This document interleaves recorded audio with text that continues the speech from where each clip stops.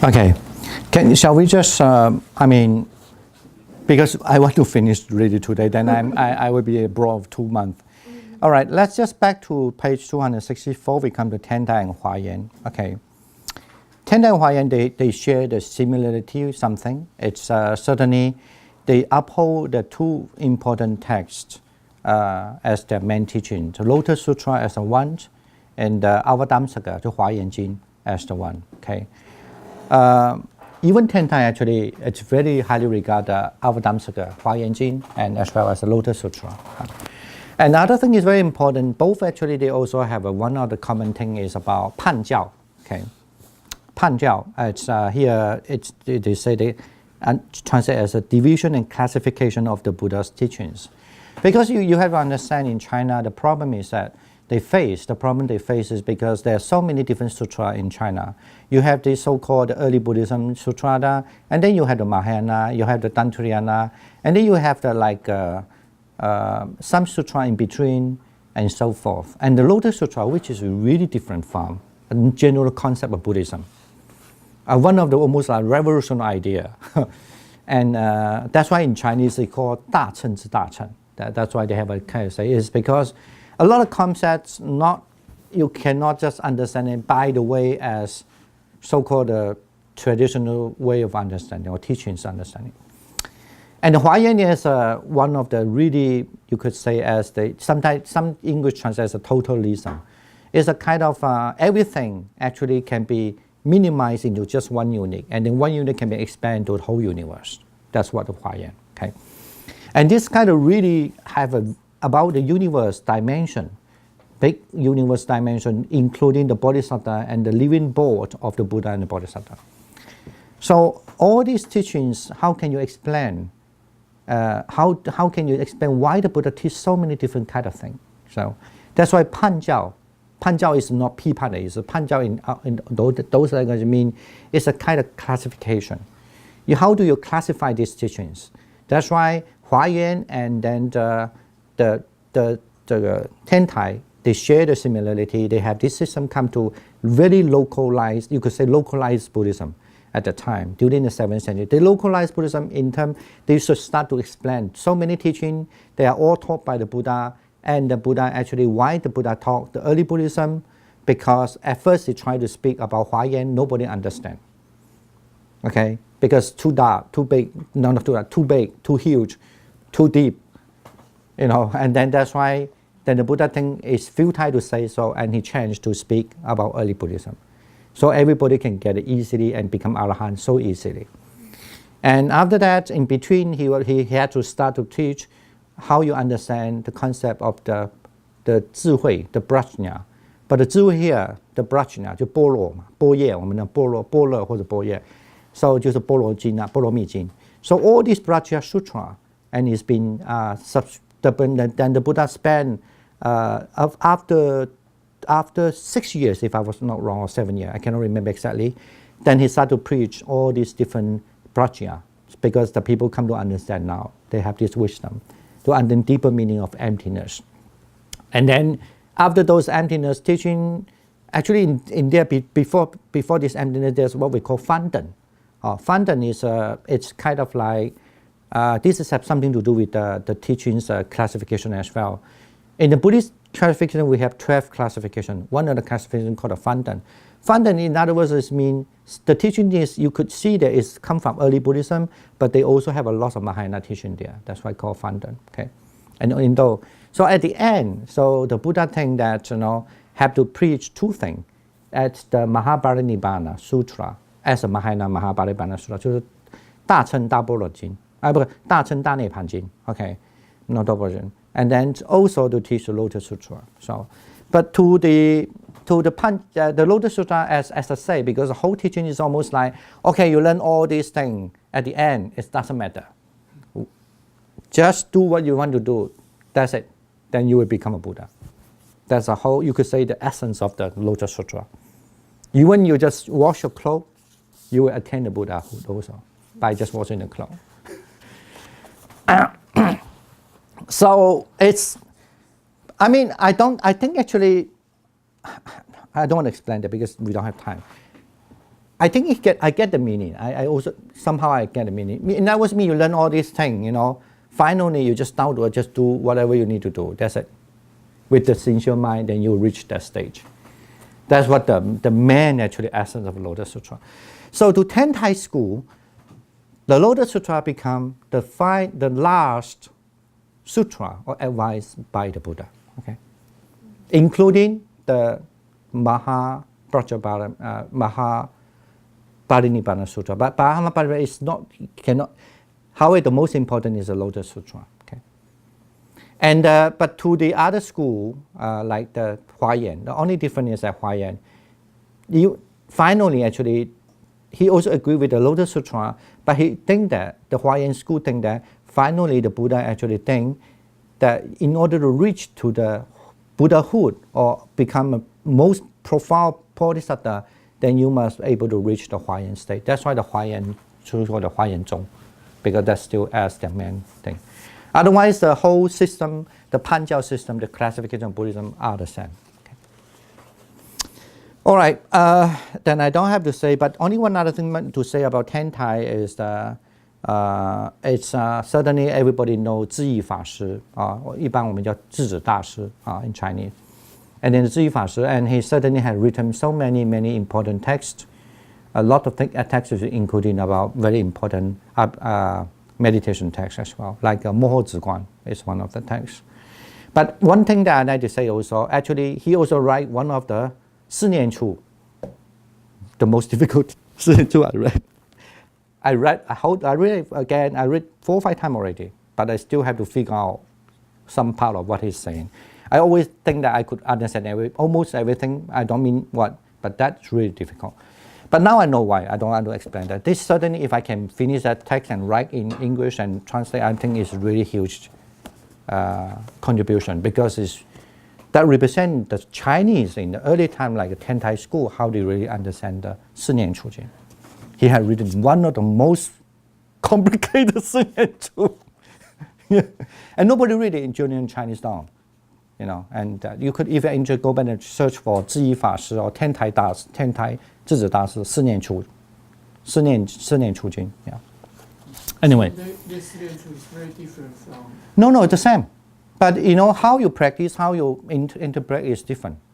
The same. It's not like when you read it's different thing. No, it's the same thing. It's a 四念处. Anyway, you really know what I'm saying. Yeah. The term is exactly the same, but it's how you practice, how you understand, how the system shift. They have a really another complicated system there. Yeah. Anyway, those are the things. Of course, I'm sure that later on Tentai become a very important school, and you could say Tentai and Huayan, particularly Tentai, represent almost like the localized Buddhism in China, because they really established their own kind of system, a lot of terminology, a lot of study system, you know, and that what is called 58教, 还有 what is it? They have a lot of so complicated terminology, because very scholastic, and at the end, very scholastic, very profound, very almost like a different way of Abhidhamma system they have developed. Yeah. Okay. It's kind of if you know what I mean by Abhidhamma, almost like they developed like the Chinese Abhidhamma, not based on the Indian tradition. Yeah. All right. And Nichiren, now let me just talk about in Japan now. I think why I put Nichiren here, you must understand this book was written by Rupert Gethin. And Rupert Gethin is a British or English person there and professor there. But you know, in England actually, it's very funny that that's how sometimes nowadays we have one kind of new research about the present Buddhism, and that you can see how the present Buddhism evolved, and then you can guess in the past, in the history, might have the same thing. Now, this is not my subject, but if you're interested, you could look at that part as well. However, I want to say that is in England, the most powerful Buddhism actually not the Theravada as a Pali Buddhism, and not the Chinese Buddhism as a Chinese Buddhism, what we understand in England. Actually, I used to be advising one of the Chinese temple there, and I help them, and so forth. When I live in England, we have only, the big temple, only 2. One is London, one is in Birmingham, that's it. But you have so many temples belong to the Nichiren school.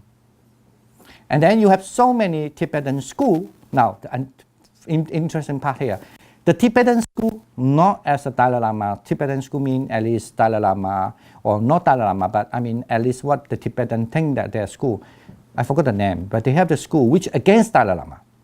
They are the biggest school. In other words, if you want to talk about the biggest Buddhist school in England is the Nichiren school, and the other one which against Dalai Lama's Tibetan tradition. Yeah, Kadampa. I don't know. Don't ask me. That's only in Tibetan, so maybe in modern time people translate that. So that school, it's you have many white Caucasian look monks and nuns, many. Yeah, few hundred at least few hundreds. Yeah. Okay. Now, Nichiren was born in India, in Japan, of course.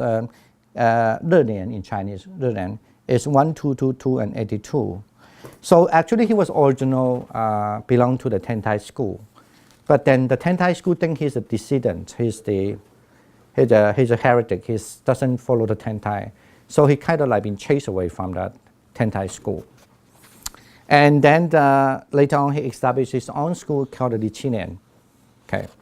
And only based on believing in that, so do not spend too much time on waiting to do this, much of that, but just only believing in Lotus Sutra.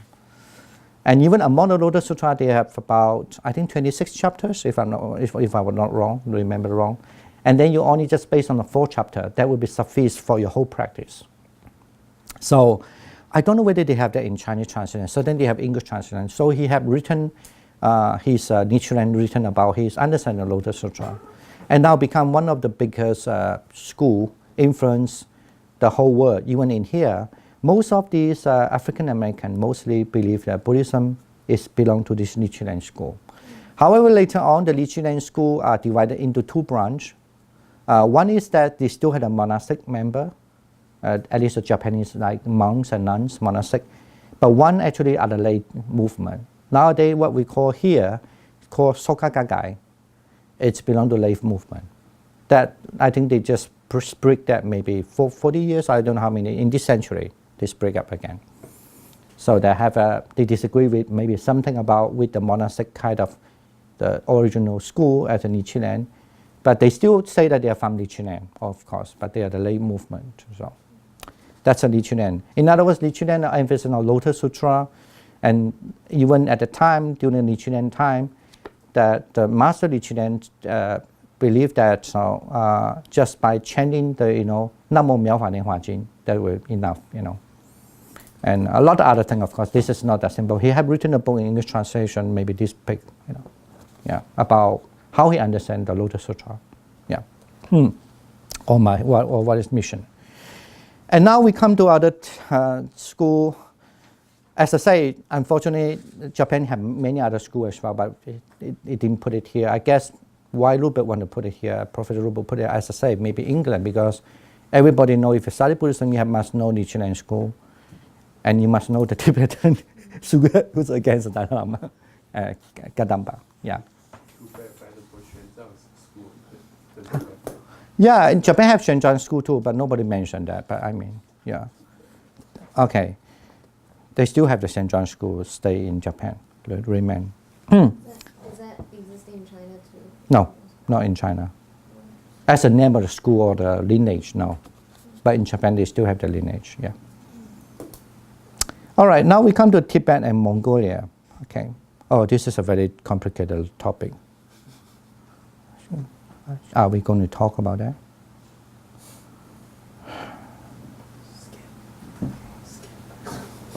Okay, just simply say when we understand the Tibet, maybe understand as a Tibetan Buddhism, or you could say the Mongolian Buddhism, but maybe the best to understand the Buddhism as they still based on the text written in Tibetan scripts. Okay, when I say the Tibetan Buddhism, I don't mean only restrict in Tibet, but that's because it's based on the script written in Tibetan. And then the Tibetan script have the Kanjur and Tenjur. Okay. And one Kanjur and Tenjur, one is more collected about Kanju, for example, are mostly is a collection of the sutra, you could say, by the Buddha. And the Tanju is the collection mostly of the treatise or literature, like a commentary, like the Nagarjuna's work, Chandagiriti's work, and so forth, all these masters' work. It's very big actually also. So all about 700 to 800 texts. I guess it's almost less, just a little less than to the Chinese collection of the text. Yeah. But if you look at the text, actually, they have very few, but they still have very few early Buddhism there. But they do have not that much, but substantial enough of the Abhidhamma text as well. And mostly are Sarvastivada's Abhidhamma, because Tibetan Buddhism still observe the Vinaya from the Sarvastivada school Vinaya. Okay? The Sarvastivada Vinaya. And of course, they certainly know about the South Chantika school as early Buddhism, and they also understand Sarvastivada, Pukkalavada, Vasimiti,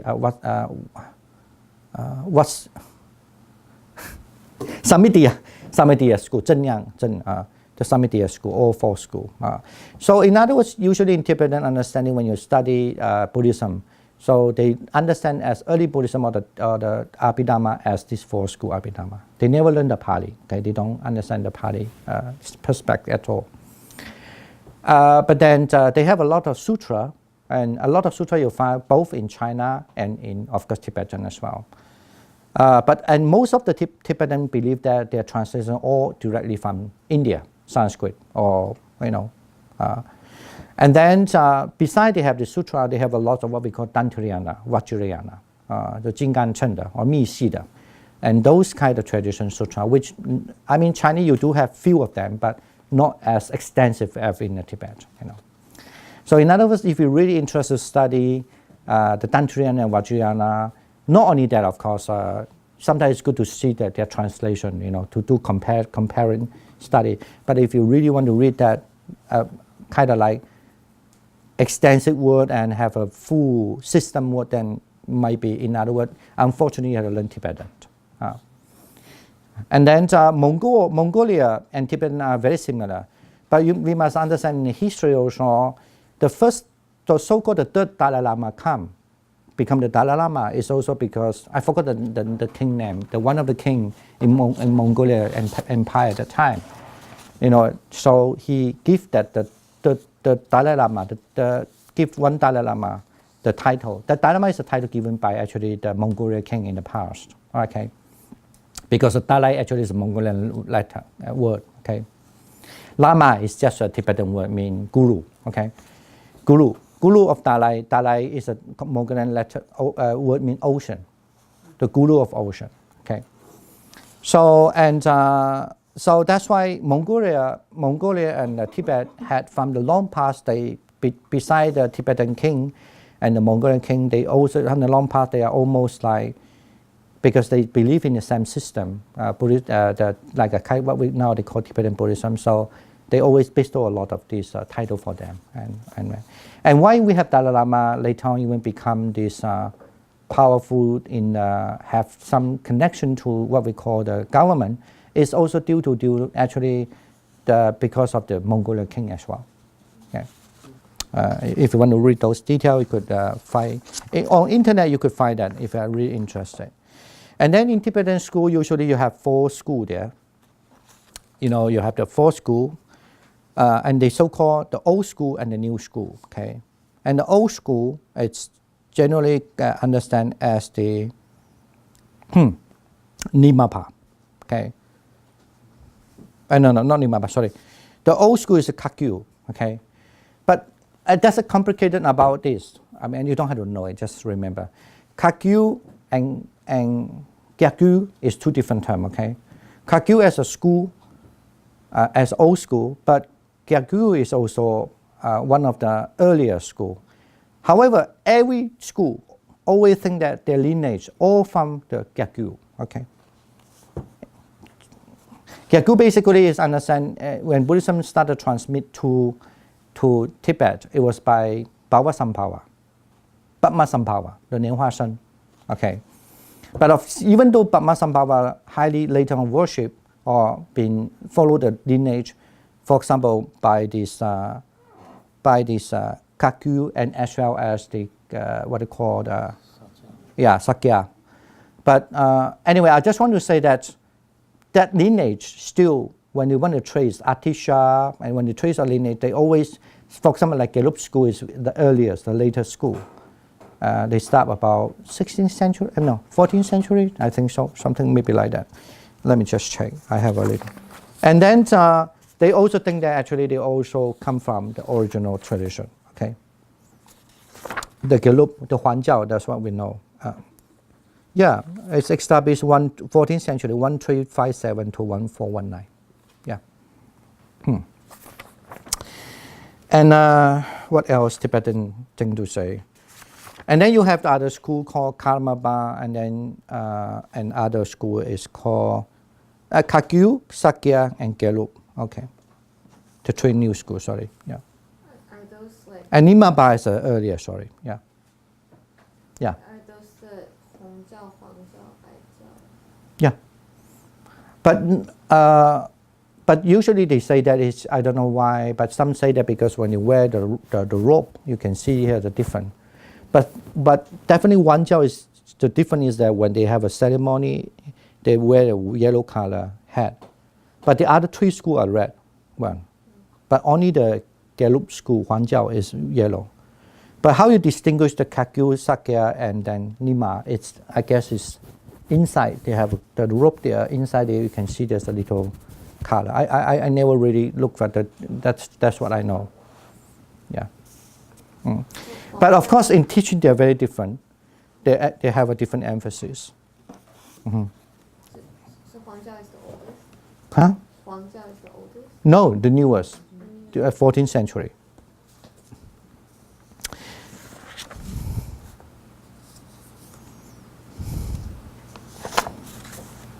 All right. And of course, Tibet is the same thing. Earlier time, they also say that lineages all come from India, and then somehow later on become the local Tibetan Buddhism, the Tibetan, and all the texts are translated from India. And other thing is also what it is. I just now I remember. I forget what I need to mention. And also their emphasis that they have this Tantrayana. And most of the schools still believe that the highest actually practice is the Tantrayana, or something we call the Vajrayana. Okay. Mahayana as still become kind of what they call basic teaching for them. Okay. Sorry, is Tantrayana the same as Tantric Buddhism? Yeah.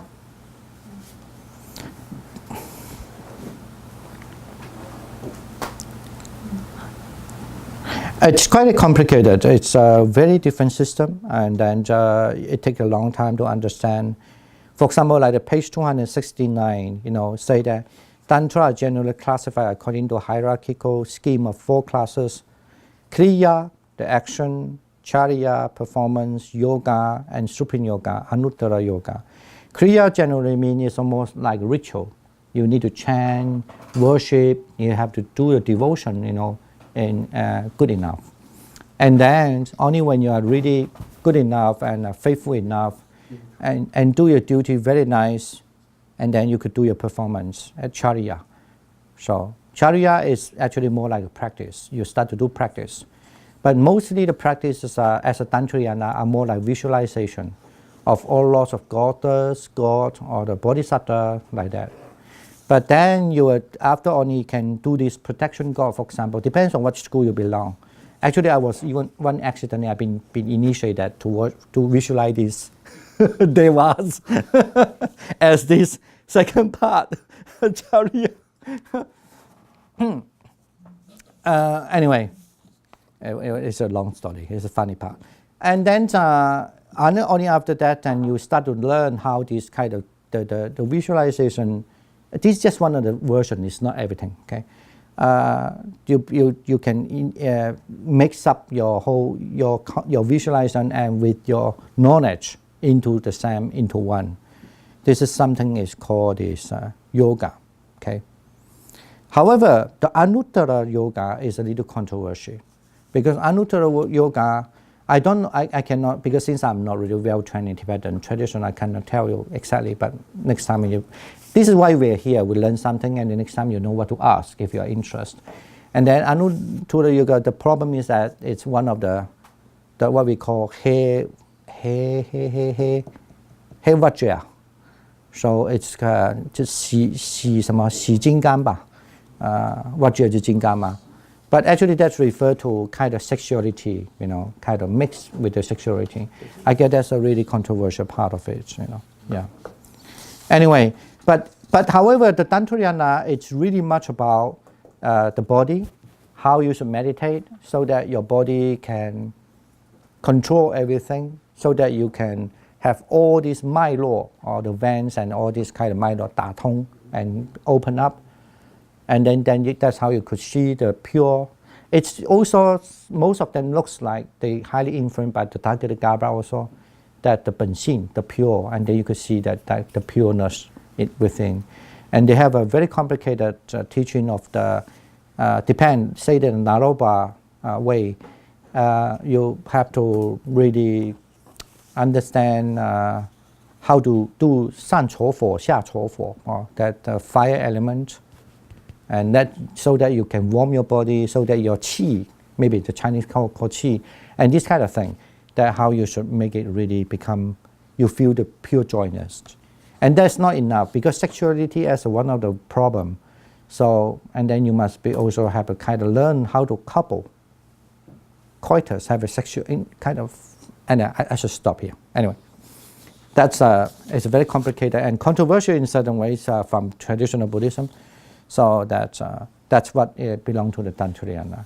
That's the reason why sometimes when the people learn this, I mean, reading this, and then they are curious, when they meet a higher master, I mean, unless you really know them well, and then you ask maybe a little quite rather embarrassed question like, do you still believe that the highest practice is that part? But that's, I'm not going to answer here. This is only record, so. And okay, all right. Of course, one other teaching is certainly is very popular. I need to say it's called 大圆满 Jochang. It's certainly it's one. But some explain that in terms with the Tantrayana. Some say that you don't have to. This is certainly because Tibetan school, even though you have a full school, but still they have many sub branches as well. There are lots of different names. Okay, don't ask me. I don't need to do the exam anymore. I cannot remember all this terms already. But they have so many different terms. And why they have these different schools, you could understand as because they have their political situation. But not only that, actually their teachings, their system of practice are still different. That's what why they think they have different schools. Not because of political reason, but because of they have a different emphasis on their how to practice. Okay. All right. Now, I think the final looks at Buddhism in the West.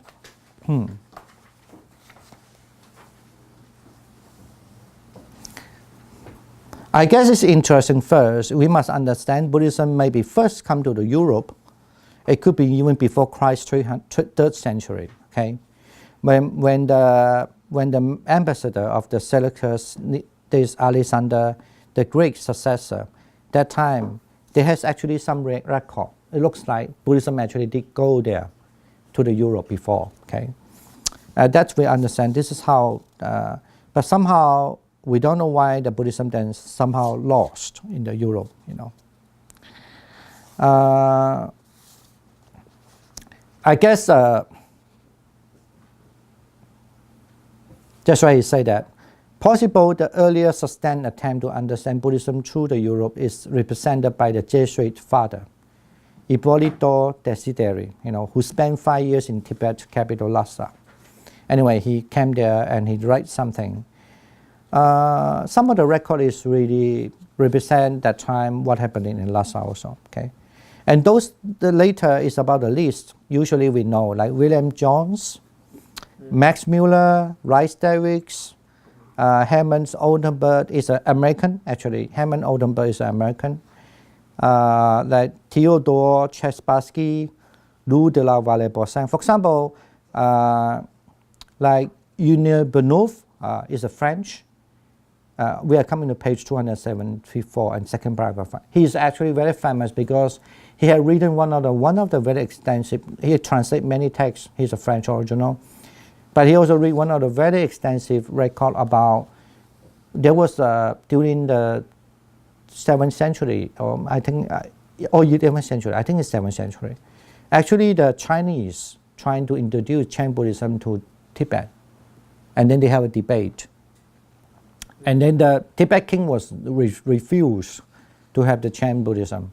However, that's why it come up to that. Then the Chinese send some monk, and the Tibetan monk have the debate, because the condition is if the debate was win, then Tibet would run the Chan Buddhism. But if the debate was defeated, then they still want to retain their Tibetan, like emptiness school and so forth. Well, the debate many things.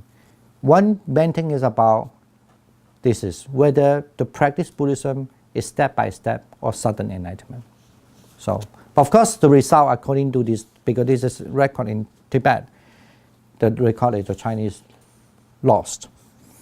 And but they have really different sources there, and that's why the Benouf have write an extensive research on that.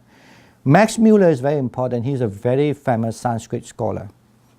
And of course, then he also knows Pali as well. So he's one of the earliest one, as a European, translate the text into English. Okay.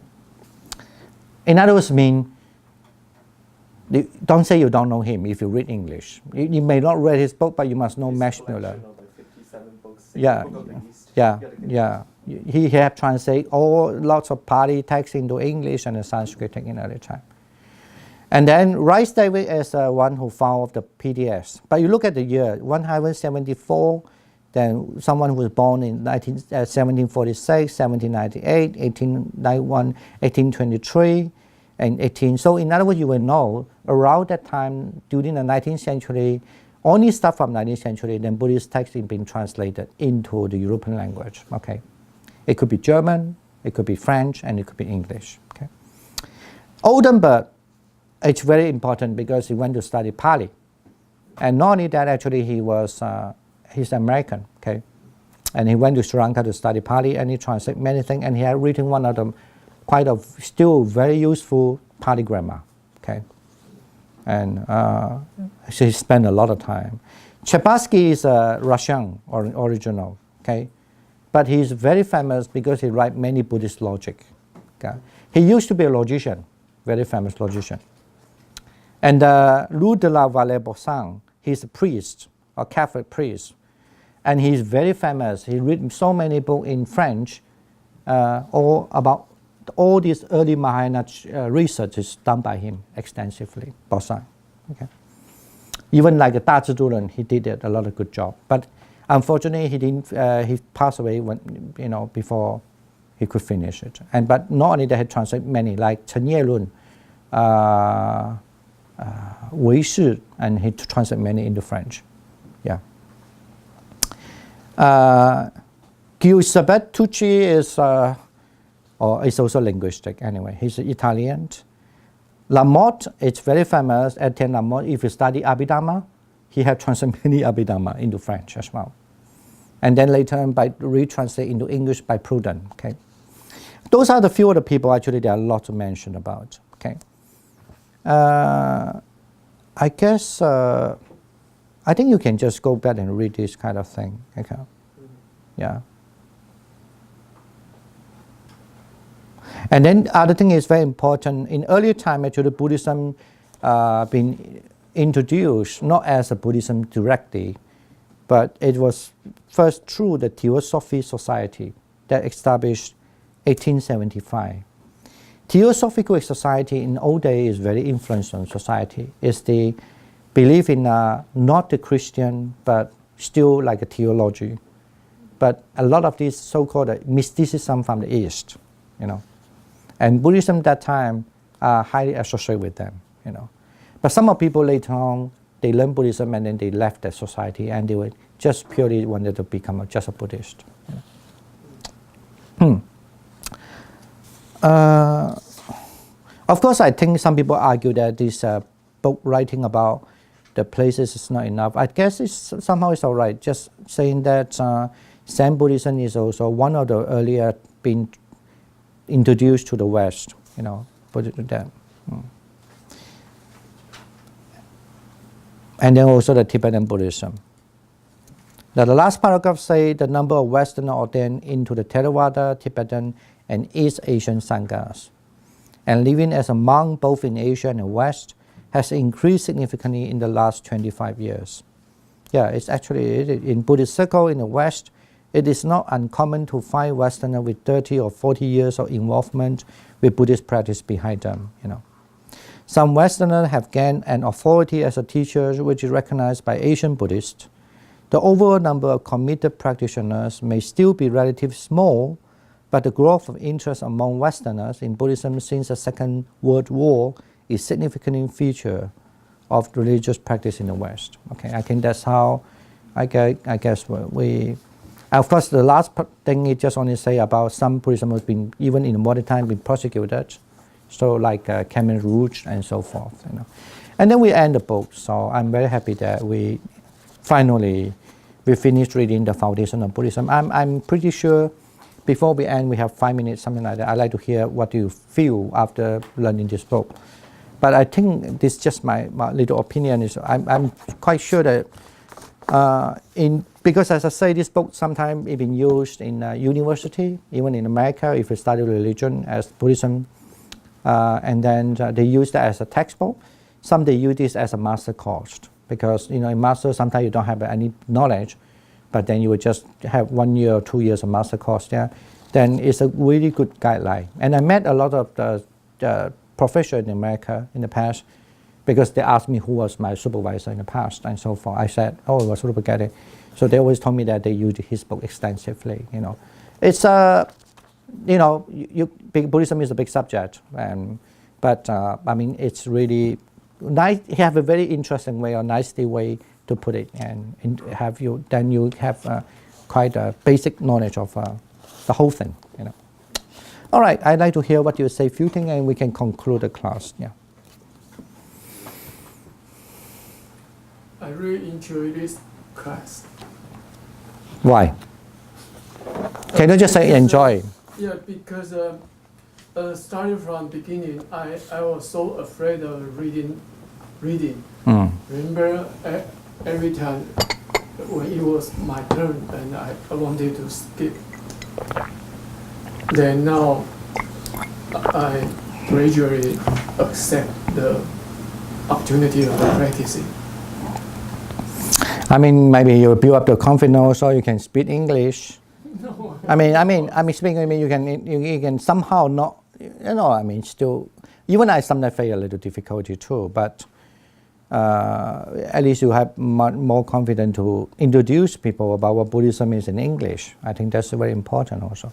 Yeah, and also from this class, I learned a lot of vocabulary. This Buddhism vocabulary in English. Yeah. Yeah, that's very good. Like I say, if you say pure learning, you definitely have to know Amidaba, Amidayos, and Sukhavati. Those are the terms you have to use. I